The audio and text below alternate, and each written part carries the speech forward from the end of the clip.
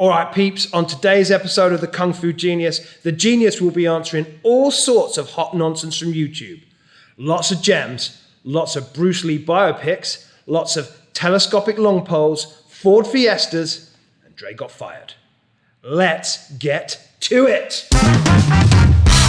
And every day, I practice martial arts. Yo, Mikey, how you doing, man? I'm good, Seagong. How are you doing? Good. So I guess we have to discuss the big elephant in the room. So do you think Dre's going to make a statement about what happened? I mean, he should. Yeah, but it's kind of embarrassing. But he's got to do something about it. Honestly, I'm not sure if he should show his face around here after what he did. Yeah, it's kind of embarrassing, right? How do you come back from something like that? I honestly don't know. Yeah, the way people look at him when he left. Yeah, it was not cool. Yeah. You know what I mean? Totally. So anyway, you're here now. You're not the new Dre. You are the first and one and only Mikey Deane. Well, thanks very much, and I appreciate you, promoting me. I feel like I've done my due diligence. Yeah. Well, it's a bit of a risk because American audiences don't like your accent. We did a lot of market research on that, and it doesn't. A few focus groups. Yeah, a few focus groups, and it doesn't. A lot of Americans have a hard time understanding your accent. Luckily, we have a lot of listeners from other countries, so they can probably barely stand it. Mm-hmm. But for our American audience, might suffer a little bit because they really have a hard time understanding the words coming out of your mouth. Well, I mean, look, I will do my very best to slightly Americanize what I'm doing for your perfect RP. If you'd like my perfect RP, we'll do the whole episode like this, shall we? Well, hello, my name's Mikey, and I'm going to discuss Wing Chun today. Wow. Yeah, no, I think that's far too sophisticated for our audiences. So anyway, here we are. We're going to do another Ask Me Anything episode. Now with my new co-host, Mikey Deane, in the house. Hey. And so, but before we get started, just wanted to talk real quick about our Patreon page. So Patreon's the easiest way for people to support us, for listeners of the podcast. You get episodes early. So usually the episodes come out on a Monday on both like audio version and obviously on YouTube. But they usually are released on around Friday or Saturday for our Patreons. On top of that, our Patreons get my awesome Instagram subscriber only content. Yeah, OnlyFans is coming later in 2023. That's right. You're already working on that. We already shot the first photo shoot for that. So so I have on Instagram for about $5 a month. You can subscribe, and then I do like weekly tips on Wing Chun, and sometimes it's more theoretical. Sometimes I show an exercise or a basic or whatever. And I decided for all of those who support us on Patreon, because Patreon starts at $5. By the way, that's how you know we're in New York. Listen to that siren right there. Yeah, they're coming for me. There you go. Listen. Actually, they're coming for Dre. They're coming for Dre. Yeah, I can imagine. Yeah, he's not here right now. He's in hiding somewhere. Mm-hmm. There you go. Listen to that. That's how you know it's New York. That's how you know we can't fake it. Yeah, right? Absolutely. Yeah, no, this is. We used to not have this problem when we had the sound studio, and now here we are in the middle of the school recording this. I gotta find a workaround for that. I swear to God. Absolutely. So anyway, if you want to support us on Patreon, you can support us for as little as $5 a month. The link is in the description below, and you also get my awesome Instagram subscriber only content if you're on Patreon, so you don't have to subscribe both on Instagram and Patreon. Patreon, you get kind of all the bang for your buck. So, and it is awesome, and he's not paying me to say that. It actually is awesome. Yeah, it is pretty awesome. We the students here at City Wing Chun also get it. Obviously we give it to them as well, and they really like it. So anyway, so what do you have for me, sir? Questions. All right. Well, we got Patreon right at the top, as That's always. Right. Yep. Patreons get first dibs on questions. Yep. Here we go. Lee Holmes. It's one of your boys from the UK. Yeah, it's very, very UK name, right? Yeah. So here we go. He's also one of the guys who was a finalist for the design of the new KFG T-Shirt. Oh, really? Yeah, which is we settled on the new KFG logo as the T-shirt, but he did an awesome design which looked like an old 70s retro movie poster, as if. So I still want to do something with that design. Maybe we make that our next T-shirt. I really like it though. So anyway, he's a fantastic artist, Hong Kong film enthusiast as well. Fantastic. All right, well here we go. So Lee Holmes, I'm a new Patreon from the UK. Such a bonus to get to watch episodes early and the extra content. Oh, wow. I didn't even realize he wrote that. It was like, that sounds so self-serving after I just pitched Patreon. And it's like, oh, here's one of our Patreon supporters talking about how awesome Patreon is. Oh, no, unlike a Dre Ison question, it is actually right here. Yeah, I suspect you're actually going to read the stuff that's in front of you. It's 100%. not like that other hack. Oh, my God, yeah. Yeah. Just gonna put his shoes outside and be like, out. That's Sorry, right. just losing it there. Should not get too big on my boots. It's my first time. That's anyway, possible question for a future podcast. I really love your other books. I noticed how you have the Buji book in the works. I was just wondering how the Wing Chun 101 book is coming along. Mm-hmm. Also, will you be writing another book on Chi Sao that goes beyond the fundamentals? Maybe covering the Wing Chun Chi Sao sections, etc. Also, not sure if this is something that can be answered over a podcast, but maybe as one of your future tip videos on Instagram. Mm-hmm. What would you recommend to help footwork in Wing Chun? One problem I have is my lead foot constantly wants to point forward instead of an angle when stepping forward. Mm-hmm. Great. Those are great questions. So the first one, I think, is about my Wing Chun 101 book, right? So I have a companion book series, and the companion book series started off as books on the forms. So I wrote Siu Nam Tao, I wrote Cham Kyu, and the latest one is The Wooden Dummy, which was sold out, by the way, but we have more coming in finally. Fantastic. And then I'm currently working on BUG right now. But the first book in the series, I kind of wrote them out of order. That's what always kind of screws people up, right? The Siu Nam Tao book is companion book 2, right?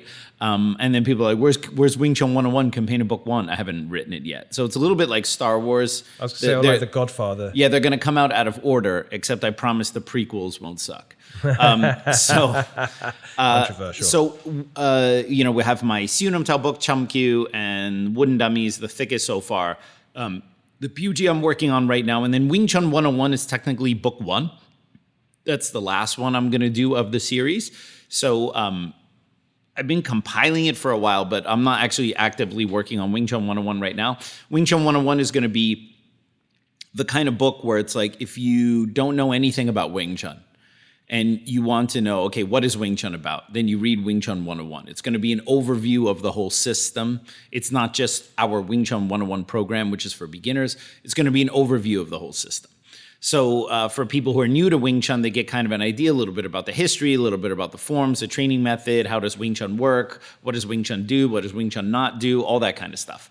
And then for people who've been doing it for a while, there's going to be a lot. It's like I like to write books that are different depending on who's reading it, right? So someone who's totally new to Wing Chun will get like this great overview in the Wing Chun system. For people who've been doing it for a while, they're going to see different things in there, different gems, context, history, stuff like that. So the Wing Chun 101, I dare say, might even be thicker than the Wooden Dummy book. So like my companion book series is going to be basically bookended by 2 thick books. Wing Chun 101 and then the Wooden Dummy book being like this thick, and then the other forms books being a little bit smaller. So the Wing Chun 101 is going to be, it's a huge work because there's going to be like a comprehensive glossary in there. There's going to be a lot of stuff in there. And it's connected because if you've read any of my companion books, I reference other books in there. So I've connected it. So I've built it like a big storyboard, right? Yeah, so they will all come together, but it's a bit of work. The BUG one will definitely be out by next year. Wing Chun 101, I don't know. And then he asked another question after the Wing Chun 101. Yes, absolutely. It's it's about what's it? Something else that can be answered over a podcast. It's about the lead leg. All right, the lead leg. Yeah, that's a little bit difficult. So, first of all, in the Wing Chun stance, now, of course, obviously, different lineages of Wing Chun have different takes on it. Some stand with all their weight on the back leg. Some are 60-40, 50-50, whatever. There are like a few different takes on it depending on particular lineage. And, of course, if you're part of whatever lineage, you have to defend these things to the death. But one thing that most of all of the Wing Chun styles have in common is the front foot needs to be turned in. And the front foot is turned in for a couple reasons. There's a historical reason why we do it, and then there's like a practical and functional, or group of practical and functional reasons why we do it. Because we have a narrow stance, what we call tsakma, this kind of narrow stance is meant to step into the opponent's stance. So you're kind of stepping into their stance so you can unbalance them, you can prevent them from kicking. We're not standing in front of our opponent slapping with a bunch of hands. We're stepping inside. So as we go in, we want that front foot turned in because that gives us better protection of our groin. It gives us the ability to kind of turn that knee in if someone tries to kick us, and so on and so forth. So there is a protective function. Also, because when we step, whether you pull from the front leg or push from the rear, you want as much surface area on the ground to pull yourself forward. So if your front foot is straight, it's kind of difficult to really grab the ground and pull yourself forward. If you turn it sideways, it makes the foot wider and gives you more kind of lateral distance to kind of grab and pull yourself forward. So that's part of the functional aspect of why we have the front foot turned in. From a historical perspective, nearly every single Southern Chinese martial art, maybe with the exception of Tao Mantis, which oddly enough has a pointed front foot and a turned in rear foot. I would say 90% of the Southern martial arts styles have the front foot turned in. Even in Hong Kong, when you have like a front stance, the foot is turned in. And that is actually a stamp of a Southern style. If the front foot is pointing forward, like straight ahead, that's usually, like for example, you're in a classic front stance, right? I'm not talking about a Wing Chun stance, like a front stance. If the front foot is pointing forward, generally that's a sign of a Northern style. If the front foot is turned in, that's generally a sign of a Southern style, all right? Although there are obviously exceptions on both ends of that, both for Northern and Southern. So that's the reason for it. And so you have a historical reason why the front foot is turned in, a functional reason, mainly about protection and jamming into your opponent's stance, which means that if you're going to adhere to one of these two reasons, whether you do it for historical reasons or functional reasons, I would suggest you do it for functional reasons. It requires practice, all right? So you're going to have to practice your footwork very conscientiously to turn that front foot in, whatever you need to do to be able to do it. Footwork training should also be done slowly and pardon the pun, step by step. So you do it in front of the mirror slowly. People are usually too impatient and want to do everything kind of quickly. So just stop, go in your stance with the front foot turned in, take your steps every time, pay attention that that's what you're doing. We have something we call the footwork progression here at City Wing Chun, which we teach to beginners. It's like an 8-step pattern, which kind of builds from the most basic step to the more advanced steps. And all of these things are built in. So it's just a matter of being aware of it and so on and so forth. So maybe at some point I'll show some of this stuff on my Instagram OnlyFans. Yeah. So great question, Lee. Awesome. So I had an idea for some more KFG merch. When you're talking about bookends, yes, right? And you're being bookend with a wooden dummy. Yeah. Why not get just 2 small bookend wooden dummies? As bookends? As bookends. Yeah. I mean, they make little miniature wooden dummies. The Leung Ting company used to make them. I don't know if they still make them, and other companies made them as well. It'd be interesting to kind of make it as a bookend, right? So you have that classic L shape of a bookend, but like with a wooden dummy in there. Yeah, absolutely. Cool. Make sure they are KFG certified though somehow. Yeah, totally. We could do something like that. Yeah. I'll talk to my connections in China and Pakistan. Not in time for this Christmas, but not in time for this Christmas. Okay. The only thing we have in time for this Christmas are the KFG T-shirts, right? Which are in a link in the description below. We have those available. All right, cool. What else you got for me, man? Hey everyone, just want to let you know Wing Chun Illustrated is now offering a paperback edition through Amazon, reaching a larger global market. And no, they're not ditching the glossy magazine edition through MagCloud. You can now simply choose the version of this magazine you prefer and the one with the cheapest shipping wherever you live. Order your copy of Wing Chun Illustrated today across 12 Amazon marketplaces with free shipping for Prime members. Go and check that out. Okay, cool. All right, so Angela Melville. Oh, this one starts in all caps, so exciting. Here we go. All right. Please, KFG, take care of this channel, Bruce Lee Real Fight. There you will learn amazing, actually that was in all caps, but I figured, air quotes would do it too. Would do it good. Stuff, in parentheses, sarcasm here, brackets for those who don't know what that is. Or parentheses. Parentheses. Oh, right. Sorry, apparently I can't pronounce. All right. Anyway, like this. Tire is spelled with an I. Okay, continue. Oh my continue. God. Continue. Oh my Go ahead. God. All right. Like this one. Max Lee was a fighting director for Fist of Fury. In the 1972 Fist of Fury, he played the Japanese guy who was beaten up by Bruce Lee at the dojo fight scene and forced to eat the sick man of Asia paper, which Bruce Lee tore. Mm-hmm. In other words, the shorty guy who ate paper was the fighting choreographer, not Bruce or Lo Wei. So nice. Right. Yeah, that's funny. This has been mentioned before. There is someone who's given Beardy a run for his money on the Bruce Lee bullshit scene. And that is this Bruce Lee Real Fight channel. I talked about it, I think, a couple episodes ago. Yeah. So the Bruce Lee Real Fight channel, I've watched a couple of, so I've seen a couple of those videos, which is a couple more than Beardy videos I've watched. Because if you ever, all the Beardy videos I've ever actually watched, I've watched online with Dre next to me, so you can actually see it. His channel is one of those that it's I put my YouTube to not recommend that channel to me, so I very specifically don't get Beardy videos shown on my feed. Give you a fit if you actually got that coming into your feed all the No, time. it wouldn't give me a fit. It's just that I don't want to waste my time with just unimportant stuff. I kind of, when it comes to the Beardy shit, I'll wait until the fans are like, yo, this video here, do something about it, right? But otherwise, I'm not gonna allow that stuff to kind of, this is some fucking weird European guy making shit up about himself and Bruce Lee. I mean, come on, this is kindergarten shit. Mm-hmm. There's another channel called the Bruce Lee Real Fight channel, which is another one that has tons of subscribers, has some videos with multi-million views.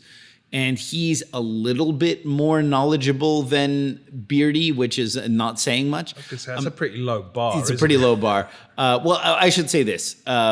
He at least kind of tries to give some accurate information while pushing, the narrative that his channel is the one that's talking about all of Bruce Lee's real fights, as if now somehow 50 years later, Bruce Lee keeps having more and more fights we didn't know about, right? Uh-huh. It's like at some point you're going to have to make shit up because, man, even if you did, I mean, look, 50 years from now, if someone did the Anderson Silva Real Fight channel, yeah, at some point you've talked about all of Anderson Silva's fights. So what are you going to keep talking about, right? So the problem is it's only a finite number of things you can talk about on this topic.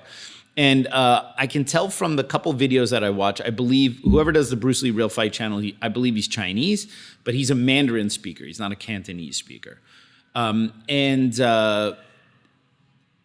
Which is always a little bit sus, because if you're actually listening to any of Bruce's stuff, like his own recordings, it's all Cantonese. So what is a Mandarin speaker going to do with that? And he always uses the Mandarin pronunciations of all of Bruce Lee's movies and stuff like that, which is I love couldn't really speak Mandarin. No, he couldn't speak Mandarin at all. He even said that in the Pierre Burton interview. He goes, when he said Tai Chi, because Tai Chi is Mandarin, right? And he says Tai Chi Chun, but Chun is actually he pronounced it very poorly. And he goes, speaking Mandarin right there. In Cantonese, Tai Get Kun, right? Because Tai Chi in Cantonese is Tai Get Kun, right? Right. And Tai Chi Chun is Mandarin, right? But he pronounces it very poorly in Mandarin. And at the very beginning of the episode, he goes, first of all, I only speak Cantonese, right? So he was very proud of that. He said that to Pierre Burton. First of all, I only speak Cantonese. And that was in 71, 70, I think it was 72, that interview. So I don't think that Bruce Lee suddenly learned how to speak Mandarin his last year. Although, in one of his interviews, he claimed that he was learning or starting to speak a little bit of Mandarin. Oddly enough, it was around the time he's dating Betty Ting Pei. Now, coincidence. Betty Ting Pei is from Taiwan, so she was a Mandarin speaker, but she was making films in Hong Kong, which meant she also needed, well, she didn't have to, because a lot of Mandarin-speaking actors only spoke Mandarin. Those films were shot without sound anyway. As a matter of fact, even in some of Bruce Lee's films, like Tin Feng, some of his co-stars, they were actually Mandarin speakers. And those films were shot without sound, but they actually spoke the lines. So you have to imagine, when Bruce shot, for example, Fist of Fury, when he's actually shooting it, he's speaking Cantonese to an actor who's responding back to him in Mandarin, and all of this is dubbed anyway in post. So when they're actually shooting it, sometimes the actors are not even speaking the same dialect. You can even see this with the Five Venoms, with the famous Venom actors in the Chang-Che films, right? A number of the Venom actors, like Kwok Choi and Sun Gin, I think was even Korean. They were not Cantonese speakers. And so when you see the dubs of these things in Cantonese, like of some of the Shaw Brothers movies, like from Chang-Che, you can tell that like Lo Mong is speaking Cantonese because he's from Hong Kong. And so like when it's dubbed in Cantonese, you can see like Lo Mong's lines are similar to what he's mouthing because it's someone else doing the Cantonese, but Lo Mong shot in Cantonese. But then he was talking to some guy and he's totally off, and it's because that actor speaks Mandarin. Mm-hmm. So it's kind of interesting. I saw an interview. There's a great channel. It's unfortunately, I don't know why people don't watch it more. It's here on YouTube. It's called Sifu Subtitles. Oh yeah, I follow that. Sifu Subtitles is great. He takes film clips. He takes interviews. He does Wing Chun stuff. Anything that's like in Cantonese or even sometimes in Mandarin, and he'll put subtitles on it. So you can see interviews with Wong Suneng or Tan Mai Man or stuff like this. He had one video, and not that many people subscribe to it. It's really fascinating. So Sifu Subtitles, you guys should subscribe to. He's got Absolutely. really cool stuff. It's there. really good. Even has a Sifu David Peterson interviews, a bunch of stuff, really cool stuff. And he had a bunch of interviews that were shot with various actors shortly after Bruce Lee passed away. And one of them was with Betty Ting Pei. And it was shortly after Bruce had passed. And I heard her speak Cantonese, which was interesting because she's Taiwanese, right? And when she spoke Cantonese, and mind you, this is at the time of Bruce Lee's passing, she's liberally mixing Mandarin and Cantonese. So in other words, her Cantonese is kind of poor. Whenever she doesn't know a word in Cantonese, she'll literally just revert to Mandarin. So it's like she's speaking this kind of word salad of Mandarin and Cantonese. Spanglish. And I can imagine like this, yeah, it's like Spanglish people here, right? Like I had a Cuban cousin who came here from, after he had basically escaped Cuba, and he came to New York, and he was lost in New York, and he talked to some Puerto Rican guy, and the Puerto Rican guy was speaking like straight Spanglish. And my cousin was like, can you just speak English to me? Because he couldn't understand the Spanglish. And his English was so poor, but like he was like, just speak English to me, right? Like he couldn't understand the guy's Spanish because it was Spanglish. Like that's how bad it was, right? So when I heard Betty speak this like crazy Mandarin Canto mix, I'm like, wow, that's what Bruce Lee had to deal with. Because I don't think she spoke English. And so he like literally spoke to her in this kind of like pidgin Mandarin Cantonese, right? So, but now when Betty speaks Cantonese, like if you see a more contemporary interview with her, like she's been in Hong Kong for a very long time. Her Cantonese is pretty legit now. But when you hear it back then, you were like, oh, so Bruce had to like kind of, maybe he did have to figure out some Mandarin stuff. Or whatever, right? Maybe he just wasn't really interested in her for the conversation. Yeah, so there's also that too. He's not having deep conversations about the Tao. No, I mean, whether in Mandarin or Cantonese. Something's right? going deep, but it ain't a conversation. Jesus Christ. All right. How dare you? How dare you? All right. Anyway, yeah. So anyway, the Bruce Lee Real Fight channel, he amplifies some stories that have a seed of truth, and he amplifies them with a speaker of bullshit. Right. A speaker made out of bullshit. He takes something kind of realish and then just amplifies it through a straight up bullshit filter. Meaning what comes out is bullshit. Right. And he's another one of these guys like Beardy. He's anonymous. He doesn't show himself, which is fine. Sometimes it is about the content. It's not all about the personality, right? Like this podcast. So like I get it, but it's also kind of one of these things when people who do documentary style YouTube channels where they, we'll talk about a topic for a 10 to 20 minute video where it's almost documentary style. Like, let me tell you about this story, the background, the history, show photos, blah, blah, blah, blah. And they don't show themselves, or they don't make who they are known, like even if it's not front and center in the video, it's like the Bruce Lee Real Fight channel is run by so and so. Here's a name. Here's who he is, right? Yeah. You always have to be a little bit suspicious of these people who just cannot say who they are. Oh yeah. Beardy having a totally fake, real. He's Bernard McAllister is like his fake real name, right? It's like when I was a fake rapper, my fake real name was Lukewarm. And and that's Bernard McAllister for Beardy, right? This guy just doesn't have anything, right? So it's already like a little sus. Like, why are you a Bruce Lee expert? Who are you? Did you write books on Bruce Lee? Have you written articles about Bruce Lee? Are you a Wing Chun practitioner? Like, why should anyone listen to you? No, he's Bruce Lee Real Fight Channel, all right? Right. And he makes shit up. So he's actually, a couple of videos I've seen were like Stephen Colbert, they were kind of like bordering on truthiness. Yeah. And other videos were straight bullshit. Like there was one with Carter Wong from Big Trouble in Little China. Mm-hmm. And there was like a story where, Bruce Lee had gone to the set of, I believe it was Hapkido, a film that Carter Wong is in.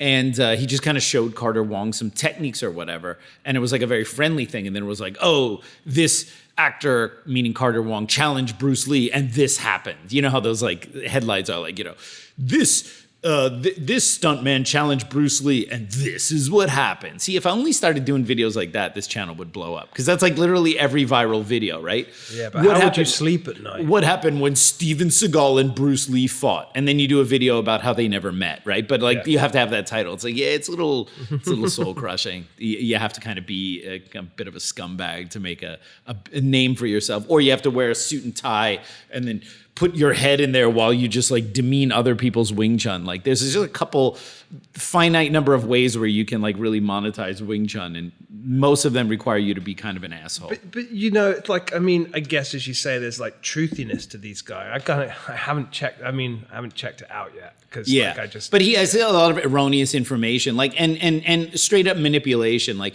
he put on the Carter Wong video, he put a clip of Carter Wong like doing someone else's podcast or doing someone else's video, and Carter Wong is speaking Chinese, and the Bruce Lee Real Fight guy just overdubs him. Yeah. Oh.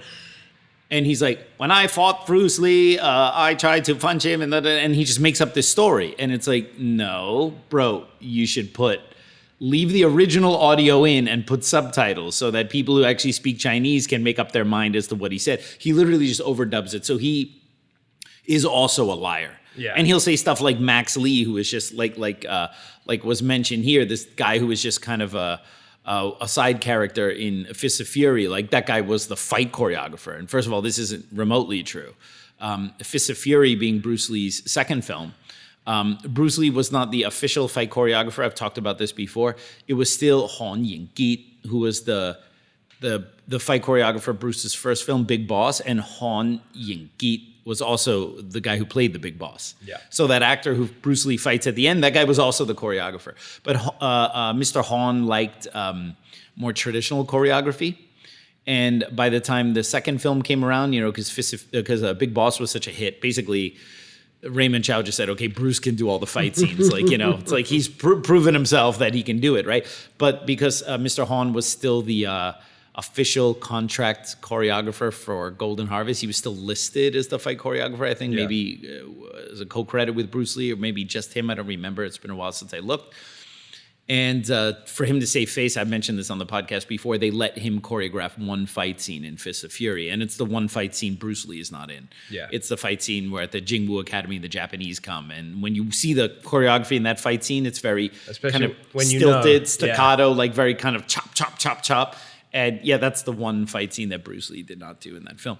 So anyway, so to say Max Lee was like the fight choreo, this guy just doesn't know his facts, and he makes stuff up. And again, because he doesn't show his face, he doesn't show his real name, the Bruce Lee fight channel, like Beardy, they escape accountability. And they've highly monetized channels making tons. I mean, what I make here on YouTube does not even satisfy a percentage of minimum wage when you put in the number of hours that we put in for this, and like what I get monthly from YouTube. I mean, it's a pittance. But even bigger channels like Viking Samurai, He posted something recently. Somebody talked shit about Viking Samurai in one of my comments, and then he clapped back. And then he also, and Viking Samurai is a way bigger channel than ours. I think he's like getting close to 100,000 subscribers. And even he said, the amount of time I put in making videos, I don't even make minimum wage. Yeah. So when you get to like Beardy and Bruce Lee Real Fight levels, in terms of the viewership, those guys could, depending on where they live, kind of be a little comfortable off of what they're making off of YouTube. And these guys are straight up bullshit artists. I mean, they're just making shit up about Bruce Lee. But you know, the funny thing is that I find, like, I mean, being the armchair psychologist that I am, but like with Beardy, it's always just struck me that he's like, I'm waiting for the moment that like it's all building up to the point where he says that he met Bruce Lee in a dream, right? You know what I mean? Right. Like, because everything is about him. It's about him, yeah. You know, like, and I think like it's like that Walter Mitty idea, isn't it? Like it's like he places himself in the story. Yeah. Like yeah. You're absolutely right. Right. But with this other guy, I'm kind of like, I don't see what his. I mean, maybe he's just a scumbag and he likes making money. No, like I think it's clickbait. just making money. Yeah. So he, Bruce Lee Real Fight channel very clearly just seems to be optimized for clickbait in terms of like the titles, the thumbnails, and the content. And I think also because he has a Chinese accent that for a certain market lends credibility to him, right? Mm-hmm. And he is definitely not as... Well, it's difficult to say because I find him equally as malicious in terms of like, because I'm a Bruce Lee fan and like, I just find it kind of offensive when people who don't know shit about Bruce Lee can make up shit about Bruce Lee and then monetize the hell out of themselves, right? Mm-hmm. Including the Lee estate. Yeah. Sorry. All right, we'll get to that in a moment. But at least the Bruce Lee Real Fight channel, which is like this is the closest thing I can give to a compliment to him. At least he doesn't make it about himself. He just bullshit stories about Bruce Lee, bullshit stories about fighting and this and that and facts and manipulates shit. But Beardy makes it about himself. Like, oh, the medical community contacted me and like, oh, my insider information sent me this and I'm the #1 expert on Bruce Lee and that's why I'm the one with exclusives. Dude, I heard that he posted the fucking ping pong video with the nunchucks, which was a Nokia commercial in the 2000s, in the aughts. Mm-hmm. And then he said like that this was like legit. Yeah, I I mean, heard that as well. Ridiculous. That just, It's ridiculous. I almost fell on the floor laughing. Not least because, you know, at least we've known people that have actually asked us legitimately if it was real. And it's very clearly not. No, I mean, this is the problem because for a younger generation of people who didn't grow up on Bruce Lee stuff, they see that and they don't know because it's shot in black and white and the actor is wearing like the yellow tracksuit from Game of Death. People don't know like, oh, does this have something to do with that? Is this outtakes or whatever? And like, no, it was actually a Nokia commercial from 2008, 2009, something like that. Mm-hmm. And it's very clearly done with the same CGI as like Forrest Gump's ping pong scene, right? And for old school fans that we know about what footage exists of Bruce Lee, when we saw that, we're like, oh, this is kind of fun. They made this like fake Bruce Lee clip, you know? But for a younger generation that just kind of, their only exposure to Bruce Lee has been what's been on the internet. It's understandable why they look at that and they, you know, because it's shot like it's kind of old. And they're like, well, is that a real thing? Or what is that, right? So I can kind of forgive that a little bit. Also, like the number of people who've come into City Wing Chun and then asked me like, oh, did Yip Man really beat up 10 black belts, right? Yeah. So again, this is the problem of like now we are at a period where a lot of people who might be fans of Bruce Lee or discovering Bruce Lee are people who are even much younger than ourselves and are more susceptible to the stuff they've seen online because they don't know what existed before the internet, like what was actually out there in terms of what did Bruce Lee actually film. Well, that's the thing. It's like when you're finding stuff out by yourself on the internet, which is also, I mean, you know, it's a wealth of information and misinformation, Yes. right? Yes. But we all found it out from either like older brothers, Right. you know, or you know, like music from older brothers rather than discovering stuff. You know what I mean? It's like kind of like I was watching Bruce Lee when I was younger because, you know, my dad was low-key into that kind of stuff. Right. So I actually only found out, I guess about 5 years before he died, that he actually was really massively into Jackie Chan, and I had no idea. Right. Because if I had, then we would have watched tons more like Sure. kung fu movies together, Sure, right? sure, You know what I mean? Yeah. So like, you know, I get it. It makes, if you don't have someone to be like, nah, this is it's not real. You know what I mean? Like then, and you have to tell people. And the funny thing is, because people who, there's this thing called the primacy effect, which is like the first thing you see of something usually sticks out in your mind about that specific topic more than anything else that comes after it, right? Yeah. So the problem is when, for some people, their first exposure to like Bruce Lee's amazingness may have been that Nokia commercial. And then when you tell them like, oh no, that's fake, that's not even the real Bruce Lee, the issue they have is because of the primacy effect. Now their illusion and image of Bruce Lee is somewhat shattered because that's the first thing that they saw. Yeah. As opposed to like, no, you poor thing. You should have seen Enter the Dragon first. Then everything else would be set perfectly for you, right? Speaking of kind of people who don't know anything about Bruce Lee, the Lee estate signed off on director Ang Lee making a new biopic about Bruce Lee. Now, of course, by the time this episode comes out, this is already a number of weeks old. Of course, again, this is another one of those things that once it comes out, everyone sends it to me on Instagram. Like, yo, did you see this? Like, you're number 800 to send me this link, okay? All right. First of all, my entire social media presence shows stuff like this. Like, the moment this story comes out, it's on my feed that minute, okay?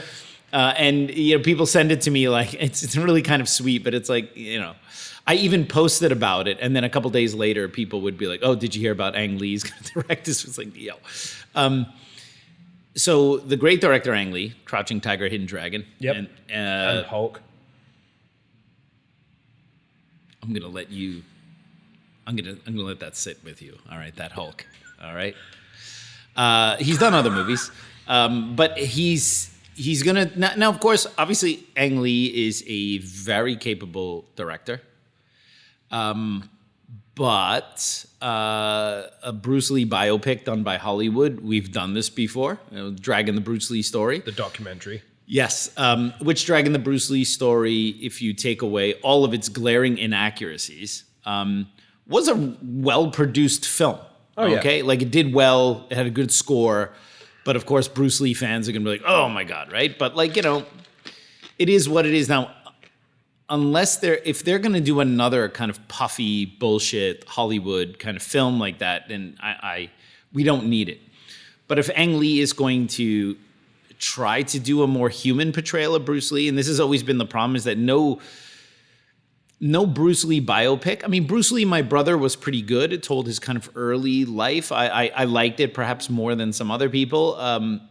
But for the most part, all Bruce Lee biopics kind of portray him as if the real life Bruce Lee was kind of basically a version of one of his movie characters. Yeah. As opposed to him being like a real human and to a certain degree, there were aspects of his characters that he played in films that were definitely like Bruce Lee, but for the most part, Bruce Lee was really nothing like, his character in Big Boss or Fist of Fury or Way of the Dragon, right? Way of the Dragon, he was a country bumpkin. Bruce Lee was super sophisticated. Fist of Fury, he's just like this angry dude, which has aspects of Bruce Lee's character, but it's kind of very one-dimensional. And Big Boss, I mean, he's just some bumpkin who, everyone gets slaughtered and he has to kill the dude who did it. It's like there's really not a lot of depth to that character, right? And so are they going to try to portray him as some kind of human now, or are they going to just continue to perpetuate this kind of legendary status kind of myth that we've seen through all the recent Lee Estate documentaries and everything like that? The other thing is obviously Shannon, his daughter, signed off on it, which is not a strong sign in my opinion, because she is, one of the people who really perpetuates the myth of her father as opposed to the real person, and also, let's be honest, she was quite young when her father passed away. So obviously she would learn about her father through her mother growing up, as the daughter of Bruce Lee. But to think that she had particular insight into him that other people who knew Bruce Lee very well, who are still alive, to think that Shannon has an insight that some of those people don't have is kind of ridiculous. I mean, they are adults, elderly adults alive today who knew Bruce Lee as an adult. Yes. Absolutely. And these are the people I'm far more interested in hearing from, not necessarily Shannon's very filtered view of her father, right? Are they going to address controversies? Most likely not. I mean, think about this. When Matt Pauly did his research for the Bruce Lee book that he wrote, at first he had somewhat tepid, or he had some kind of cooperation from the Lee estate in terms of them providing him some information, until the moment Matt Pauly decided to interview Betty Ting Pei for the book, and then suddenly the Lee estate is out. Yeah. And see, the thing is, like, first of all, everyone knows who Betty Ting Pei is. To go, oh, he's talking to Betty Ting Pei now. The Lee estate cannot endorse this. It's like, well, even according to the official death theory, Betty Ting Pei factors in on that, right? And but it shows you all these years later, you talk to Betty, maybe the Lee estate is not going to want to cooperate with you, all right? Mm-hmm. So if they cannot even recognize or acknowledge the existence of the woman in whom Bruce Lee died in her apartment, okay? How honest is this biopic going to be? Yeah. All right? And on top of that, all right, Ang Lee cast his own son in the title role. That's a coincidence. It's a coincidence. It was an open casting. Not nepotism or anything like that, right? Stop being such a cynic. I guarantee he probably looked at another 10 actors. Yeah, I know. And he picked the best one. He picked the best one, right? Yeah, 100%. First of all, his son Mason looks nothing like Bruce Lee. From what I understand, I don't think he's a martial artist. I believe they're from Taiwan. So does Mason even speak Cantonese? I know maybe he has one or two Hong Kong credits on there, but that doesn't mean he really speaks Cantonese. Is he going to be able to pull off Bruce Lee's accent? Mm-hmm. The only other credit I know that his son has is he was in Hangover 2. He like loses his finger in Hangover 2. Oh my God! I only ever saw the first one. I never really bothered seeing the other two. So I don't really know about that. Now it's interesting because there are a few actors who've tried to play Bruce Lee, and I know just because here in New York, I occasionally meet actors, all right? And actors are fascinating in like oh my God, I'm so glad I'm not part of that world kind of fascinating, but I still want to watch this train wreck. Obviously, I've taught actors, I've trained some actors, and I've met a few from Broadway to movie, whatever, right? And it's interesting when you kind of talk to them and have a conversation and you get a little into their world and you just go, oh my God, this is so weird.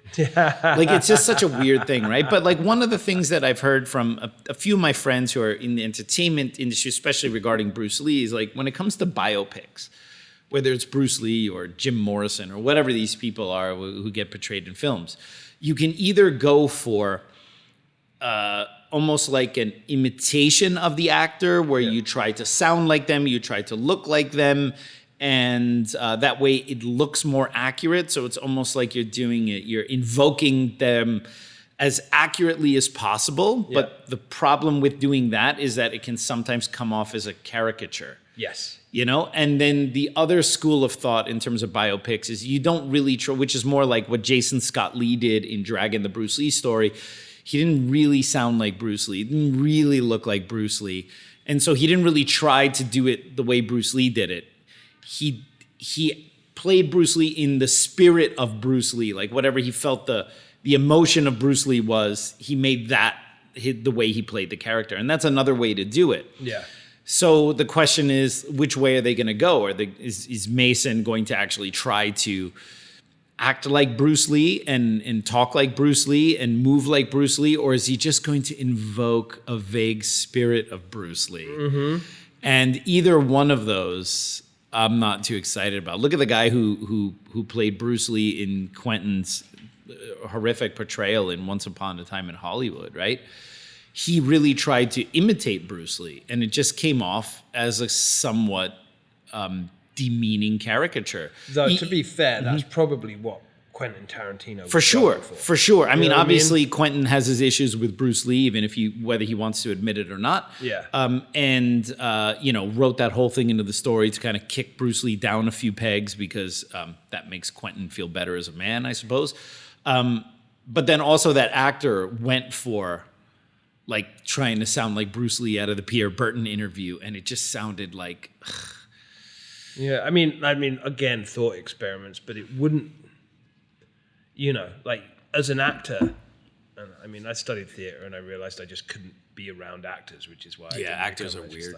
But I still have tons of friends in acting as well, and I think like as an actor, you get offered a role like that, and you can't really, it's like there's part of you like you can't really turn it down. Quentin Tarantino's huge. Yeah, of course. However, bearing in mind just how bad that caricature was. Right. Even if he'd done like was a great actor and stuff like that, but just the way it was written and for what it was, is there going to be a moment like in the future where he looks back on that and thinks, you know what, this actually wasn't nearly as good for my career as I thought it was, and I kind of feel really bad about how I had to do this because it's not what I actually believed. Because that actor, I forget his name, the actor who played Bruce Lee in the Quentin film or whatever. It's like, if I see him on anything else, I go, oh, that's that guy who did that shitty portrayal of Bruce Lee. Yeah. And just kind of sours anything else that I would see him in. Also, his story, it's interesting because Bruce is really, obviously it's a little different. Like Michelle Yeoh now has gained a lot of prominence from like a bunch of recent films she did where she's kind of the main actor in the film. But for the most part, I mean, Bruce Lee is one of the only Chinese men to really headline a big film and really have that kind of star status. And since he did it, there's very few like who've been able to sustain any kind of momentum, especially Chinese male actors, right? And it seems the only avenue for many Chinese male actors like to break in is to play Bruce Lee. We can always get Danny Chan back. Yeah, exactly, right? And it seems that like you mentioned a moment ago, at the end of the day, it's not always a great career choice. Because think about, okay, let's look at, in Hong Kong, the actors who played Bruce Lee in the wake of Bruce Lee's untimely demise in the 70s, like the Bruce L.I., L.E., all like the clones of Bruce Lee. Yeah. Okay? There are lots of people who like Bruce L.I., Bruce Lee, and they're like, oh, and Bruce Lee, the man, the myth, is one of the best. I saw it. Bruce Lee, the man, the myth is a movie with, Bruce L.I., which kind of tells, it's supposed to be a biopic about Bruce Lee. And everyone's like, oh, it's actually the most accurate. And it has accurate beats, but it's freaking atrocious. I watch it finally because everyone's like, oh, no, you got to watch it. Because I made a point never to watch any of those bullshit Bruce Lee clone films, right? I've never been able to do it. And then I watched that and I'm like, everyone talks about how great it is. It's like, it's better than some, but it's a piece of shit on the whole. It's just kind of difficult to watch. Yeah. And after that, I mean, that actor really couldn't do anything else because he was just known as a fake Bruce Lee. And look at like Dragon Lee, who looked like a combination of a fake Bruce Lee and a fake Jackie Chan. And then you look at like the Malaysian Bruce L.E., L.A., and like he did a handful of movies and that was it. Kim Tai-chung, the Korean actor, pretty much could only play Bruce Lee. He did that in Game of Death and he did it in No Retreat, No Surrender, and he couldn't play anything else. Jason Scott Lee, who had a budding career before Dragging the Bruce Lee story, he was in Back to the Future 2, I think, and had started to make a name for himself, plays Bruce Lee in this huge movie, and then what has he done since? Yeah, well, he ended up having a pretty decent Asian movie career, though. I've seen him, like he was... Jason Scott Lee? Oh, you know what I did? You know what? I'm getting him... For some reason, I was getting confused with something else. The last thing... You know why I thought that? Because the last thing I saw him in was actually in Crouching Tiger, Hidden Dragon 2. Yeah, right? But that was, for me, the first thing I'd seen him in A Dog's Age. Yeah, you're absolutely right. Yeah. You know what I mean? I was just like, yeah, you know what? Yeah, that was a right. age-related decline moment. Yeah. You know and then you have Danny Chan, who originally played Bruce Lee, the Bruce Lee-like character in Shaolin Soccer as the goalie. Yeah, and then later started to play Bruce Lee in like all the various IP Men movies and some other films as well. And I mean, Danny Chan is older than me. Yeah, all right, I'm 45, and he's playing Bruce Lee, who died at 32. Right. Yeah, and at some point, it's like, yo, Danny, you should talk to your agent about maybe, I don't know, getting some other work, all right? So I don't really think it fares that well to actually play Bruce Lee. Philip played Bruce Lee in Birth of the Dragon, and besides doing some Hong Kong soaps and stuff like that, I mean, like, I don't really think it's the move. I think if you're a Chinese actor, I think you need to think about whether you really want to play Bruce Lee or not. The problem is, though, it's like, what else is there? I mean, like, it's come out in the last sort of few years, something that, anyone that like kind of likes, I don't know, Hong Kong cinema or like any kind of like films that outside of like the sphere of America, that like Hollywood has had a serious yellow washing problem. Yeah, absolutely. You know what I mean? Like, because there's tons of stuff like it's obviously like if you're just going to just put it under the Asian umbrella, whether you're going to do stuff like, that involves kaijus, like, like Pacific Rim, for instance, or like, what else? What'd you say, kaiju? Kaiju, yeah. What's that? It's like a big monster, like, like Godzilla. Like Godzilla stuff. Yeah, that kind of stuff. Yeah, I know that's a bit of a black hole of my movie knowledge. Yeah. Oh, yeah, or anything that's like kind of anime related, right? You know what I mean? So like what happened when they Didn't they do a live action Ghost in the Shell? Yeah, and guess who they... Scarlett Johansson, right? Yeah. And also, even like Doctor Strange, like when they the ancient one. The ancient one right. was like Tilda Swinton. Right. Like it's one of your peeps. Yeah. And like if you shaved your head, you would look like Tilda Swinton. I'm too fat to be Tilda Swinton, but I do have the same kind of class, just not the success. You know what I mean? But yeah, I mean it. But then going back to say Michelle Yeoh, actually what happened? I'd say what happened with her is that she got the curse of every woman that stars as a Bond girl. There's a very real thing that if you star as a Bond girl, regardless of how, because initially most Bond girls were like. They were like models, you know what I mean? There wasn't anyone big, right? You know what I mean? You would very rarely see a big actress, right? Because it was like the curse, like the career killer. Yes. And then like when Pierce Brosnan, like when he did like, what was it?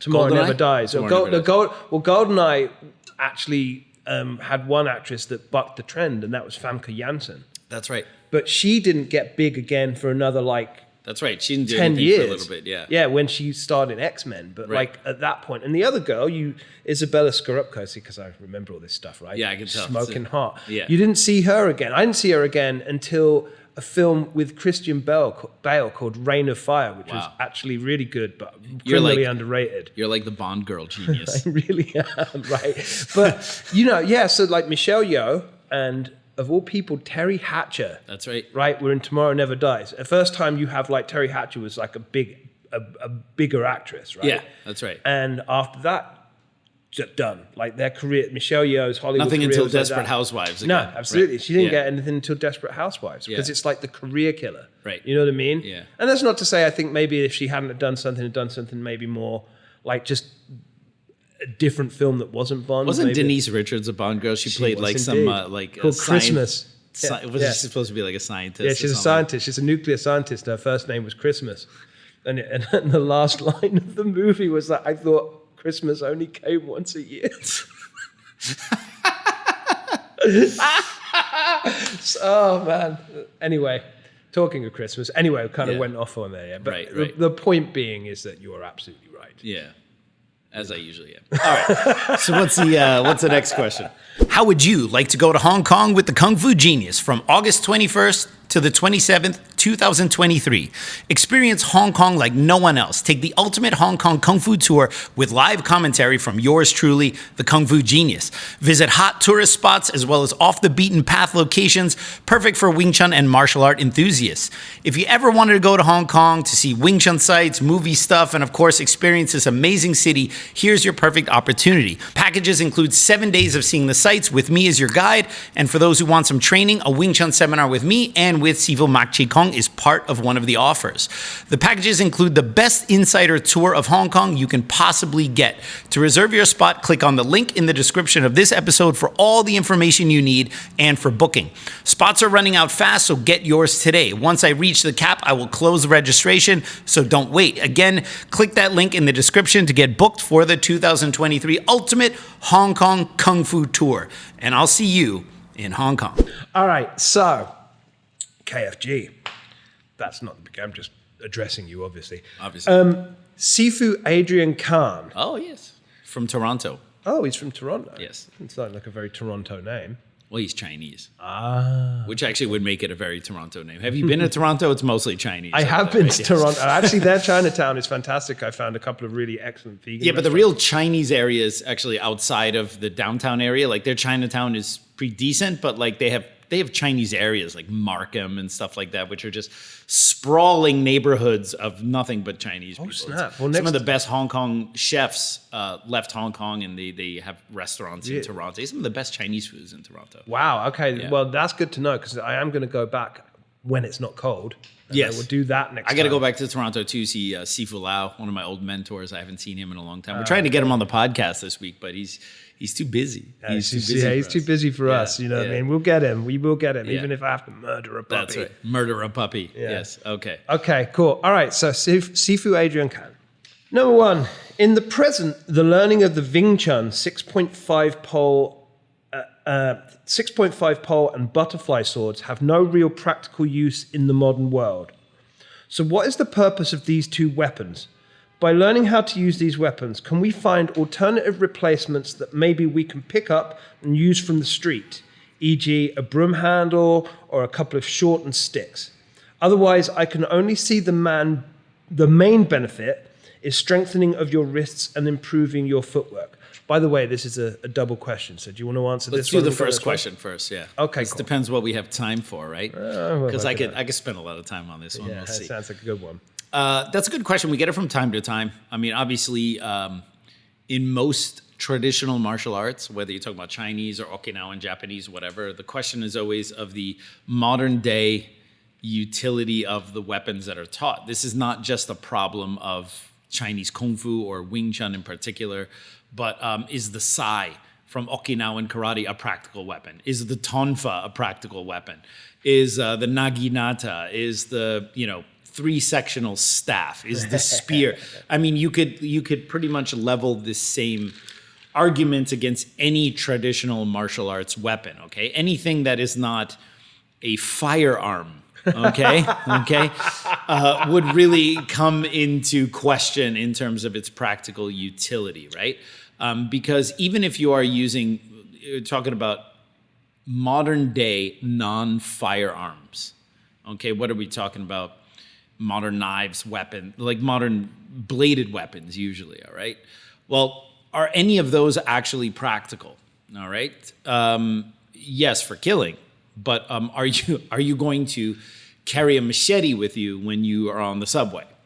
Are you going to carry a huge Bowie knife with you when you go to Home Depot? All right. And then if someone messes with you, pull that thing out and then actually kill them with said bladed weapon. All right. So the thing is, like, let's take the Wing Chun knives out of the equation, the utility of this very unique and specific set of Chinese weapons. Let's talk about a knife. Okay. Obviously, someone breaks into your house. Someone's trying to kill you. You grab a knife to defend yourself. Yeah, the utility. All right. Makes sense. Works. It's effective. All right. A knife can also be grabbed and turned against you as well. Right. And a lot of people who use knives, even if successfully, end up somehow cutting themselves as well. This is just a fact of knife assaults. So is it actually really practical to use any bladed weapon or carry any bladed weapon as a practical self-defense solution? Well, it might make you feel better. It might make you feel more confident. But there are consequences to pulling out a knife in modern society as a self-defense tool and slashing or killing someone with said knife. Okay? Are you saying murder's illegal? Yes, okay?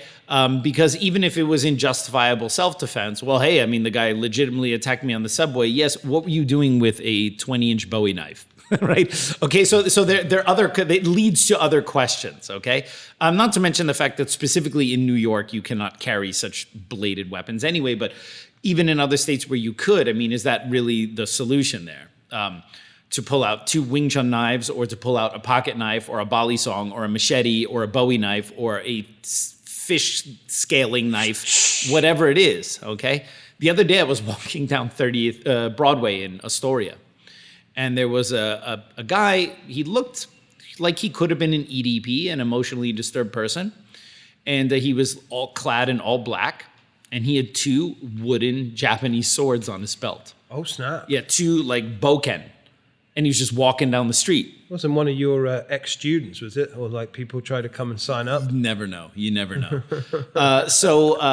If you see someone with those weapons, those are wooden versions of swords, but you go like, Jesus Christ, like what's this dude's deal, right? Give him a wide berth. Give him a wide berth. Yeah, I saw that. I'm like, I'm not going anywhere near that guy because whatever reason that guy is walking down the street carrying that, whatever constructed reality he's got going on in his head, you don't know when that's suddenly going to break. all right? And you don't want to be near that, right?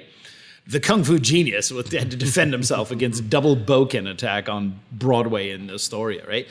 So I would say the question of the utility of any weapons, not just Wing Chun, all right, but any non-firearm weapon, all right?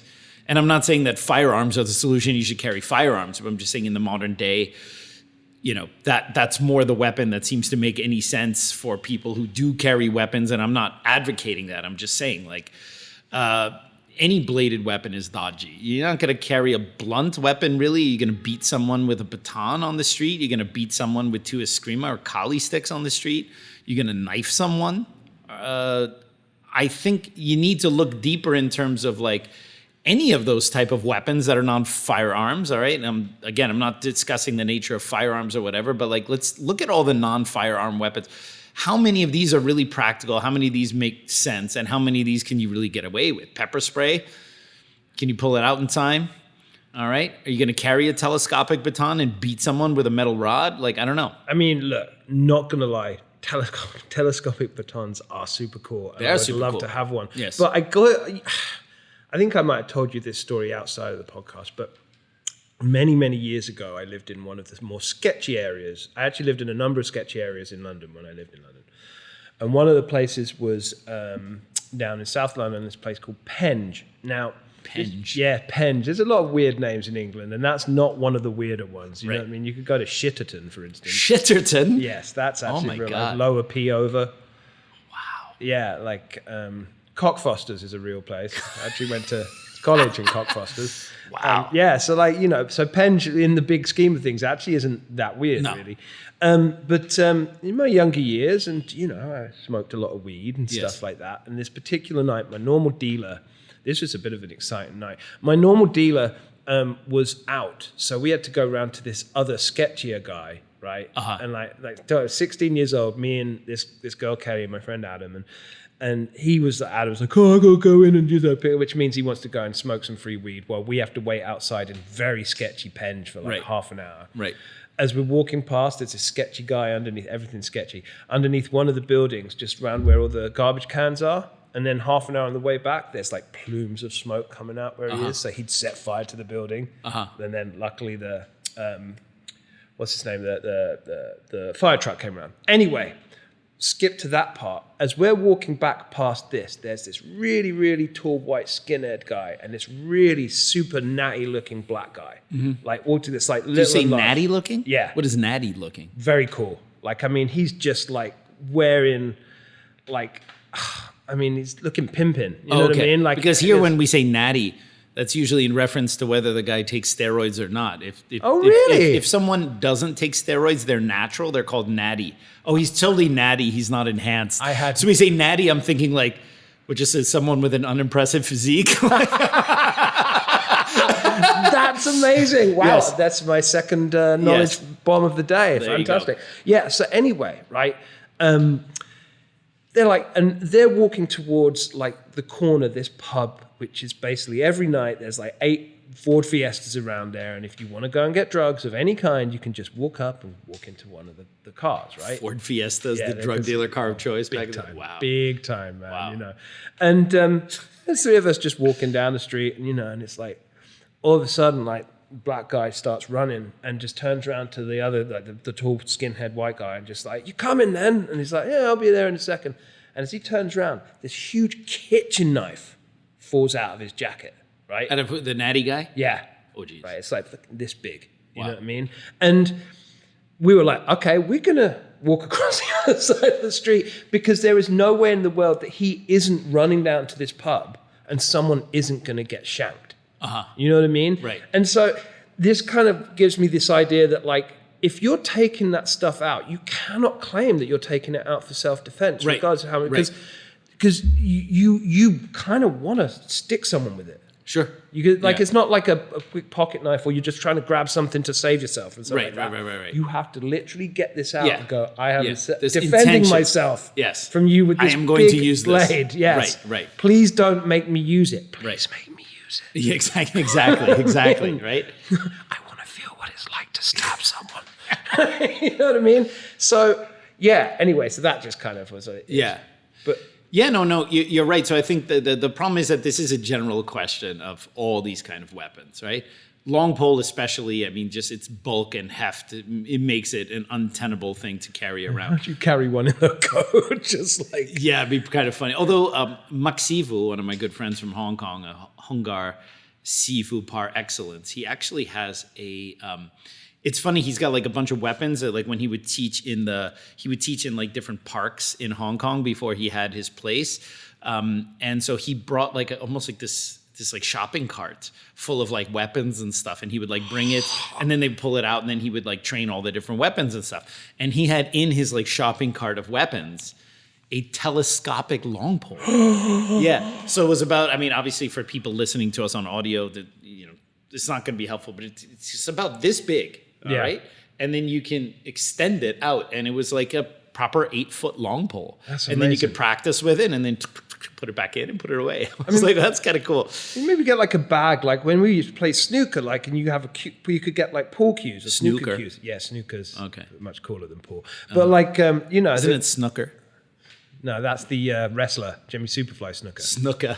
Didn't he like kill his wife or something like that, or girlfriend or something like that? No, that was Chris the Rabid Wolverine. No. I think the Snooker also, they found out many years later. But he eventually died. But I think they found out many years later that he, in fact, did kill like a girlfriend of his. Oh, okay. Yeah, you don't know. I think so. I mean, I don't know that much about like wrestling people or whatever. But I remember reading that story. Yeah, I'm gonna have to look into that one. Yeah. And you know what I mean? Yeah, no. But when you like, that's how we would carry our pool cues. Is that they would actually screwed them half. You know what I mean? So maybe you just like. But can you imagine being on the New York subway and like some dude just gets in your face and you pull that thing out and you go, and then you have this 8-foot long pole. You're like, okay, all right, come on, man, I'm ready for you.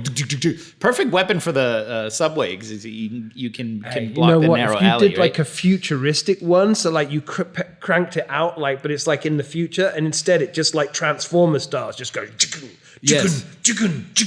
ha ha. Or it was a lightsaber, right? But like at that length, right? And you have just the handle part, just cutting columns out of the subway station. It'd be totally badass. Oh, right? that would be so cool. Yeah. So I think that on the whole, all right. So to kind of come back to this question here, right? Sifu Khan deserves an honest answer, not a bunch of excerpts about drug dealers and Ford Fiestas. I think you have to call the quote unquote utility of any non-firearm weapon into question. Okay, so why practice any of it? All right, because it's fun. All right, because it's interesting. It's part of the culture or whatever. The idea is to learn. I mean, why, for that matter, practice fencing? All right, well, it's a sport. But like by itself, are you going to be fighting with an epee on the street or a saber? No, but it's a really cool martial art to learn. Fencing is one of the things. If I had a little bit more time, I would do it on the side. I just find it's really fascinating. You do it because you like it and because it's interesting. For me, what I like about the knives is I don't reduce the utility of the knives to strengthening your wrists and your forearms and stuff like that. Yeah, that's part of it. But for me, you learn with the use of the Wing Chun Batam, though, how to fight against different types of weapons, right? At least in the WT system, we have 8 sets. They teach you to fight against different types of weapons, different types of angles of attack. And the reason why I find that interesting is because even though you're not going to find yourself in a position where you have 2 Bachamdo and the other guy has a spear or a broadsword or a chain whip or something like that, but it's really cool. Like what I find fascinating is how did our ancestors or forefathers or people who use these weapons solve the riddle of violence of using these knives against that type of weapon. And I find that thought experiment of like, okay, how would you use these 2 short knives against someone who, say, had a spear? Well, you need to have really good footwork because you cannot just stand there and block the spear. You have to cover that gap and cut his hands and cut him. So how do you bridge the gap with 2 short weapons against someone who has a long or medium weapon, right? That is a question of problem solving. And I find that when you force yourself to solve these problems, whether you're practicing your applications, you're doing them in sparring, you're doing them in live training, this forces you to flex your problem-solving brain as a martial artist. And so those skills in terms of using how to use these weapons against other type of weapons, it might be a thought experiment in that you're probably never going to really be in that situation. But these are things that enhance your martial art abilities, timing, distance, your understanding of how different things in the world of violence works. All right. When you have someone in front of you who's got 2 boxing gloves on and they're menacing with jabs, and then you have to deal with, okay, how do I close the gap? How do I deal with this guy? It's different than if you have a weapon in your hand and someone's menacing you with weapons. It's like a totally different feel. Like, oh, geez, this is way more serious. And then, so how do you solve that problem? And by learning, quote unquote, traditional weapons, you are kind of flexing your problem solving muscles in terms of like how to deal with this thing. And that kind of knowledge spills over into your entire collective martial arts understanding. And so I think that's why, although I'm not a huge fan of what people call Jeet Kune Do concepts, but I also think that the Jeet Kune Do concepts guys do have something there in that they practice fist fighting. Let's say they're Junfan Kung Fu, but they also do some stuff with the Screama sticks and weapons and things like that. And all of these just kind of help to add to your broad understanding of timing, distance, awareness. And if you want to get really good at not fixating on limbs, which is a big problem in martial arts, you're worried about the guy kicking you, so you're looking at his legs. You're worried about the guy's right hand, so you're always looking at the right hand, so then you don't see the left hook coming.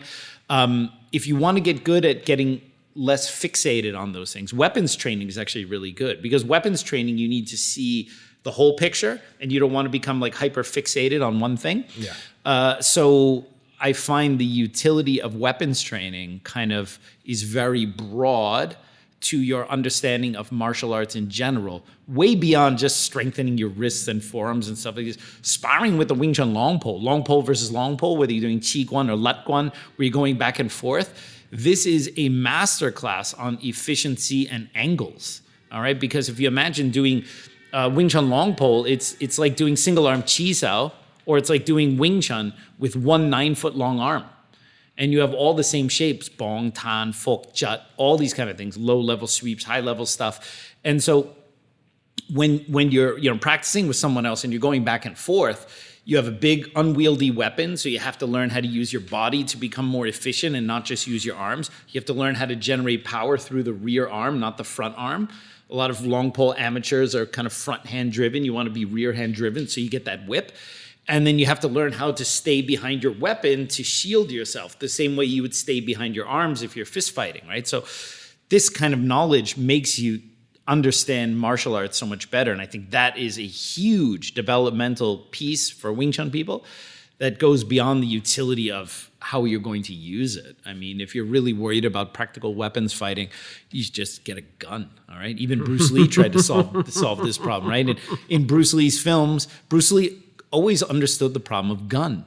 And so, Big Boss, it wasn't really his movie. He couldn't deal with it too much. Fist of Fury, the topic of guns wasn't really there because it was very martial arts versus martial arts. But in his own first movie, Way of the Dragon, the first movie that he directed and wrote, he was like, if it's in a modern day, you got to deal with guns. So he came with a simple solution. He's going to have these darts, and he's going to throw the darts at people before they pull their guns, right? And then in Enter the Dragon, he's like, well, in the modern day kind of James Bond-esque kind of story, how do you deal with it? And they deal with it with a throwaway line right at the beginning, and he goes to Mr. Braithwaite, guns. Now, why doesn't someone just take a 45 and bang, settle it, right? Why is it just someone kill Han? And he's like, nope, no guns. Han had a bad accident with them or a bad experience with them once, and he doesn't allow guns on the island. Okay, now, convenient, right? And then you see, Han's missing a hand, so presumably he had his hand shot off or something like that, right? Yeah. But they solved it there, right? Because that is a problem. Any of these weapons are kind of ridiculous in the age of, guns and whatnot. So anyway, man, we are just about out of time. I think we're going to have to get to Sifu Khan's next question, probably in the next episode. Excellent. Yeah, no worries. Well, I got one more short one for you. Go ahead. Okay. Let me just scroll through here. All right. Yeah. So this one's from Dre Ison. Jesus Christ. Apparently, this guy cannot just let it go. Did Dre pick the questions before we fired him? Or I mean, before the incident. I mean, How did the Dre Ison question get in there? Did you actually pick that? why are you looking at me? Look, I would be surprised if Dre did it because, he was traditionally not that organized. Right. But, Why is it that everyone who sits in that chair, whenever they're pressed on this, suddenly becomes... a moment ago, you spoke very eloquently about drugs and Ford Fiestas, and now suddenly you're... Maybe it's a drug flashback from the Ford Fiestas. I don't know. I just I can't give you a straight answer. Anyway, so Dre Ison, he says, Sifu Alex, and congratulations, Mikey, for your promotion, which is... Oh my God, you looking back and forth at it's exactly the way Dre did it. What is going on? It's right here. It's right here. If you were to look over here, you'd see that. He's like, Sifu. Right. Okay, spit it out. Let's go. He's like, kind of disappointed that I was not on the short list to replace when I heard about the incident. I feel like we should let Mikey give it a go, but I just want to throw it out there that if you need like another co-host, I'm here for you. This is infuriating. And just so you know where to find me. We don't know where to find him. Yeah, we don't know where to find him. Well, he seems to think that... Does he have a freaking question?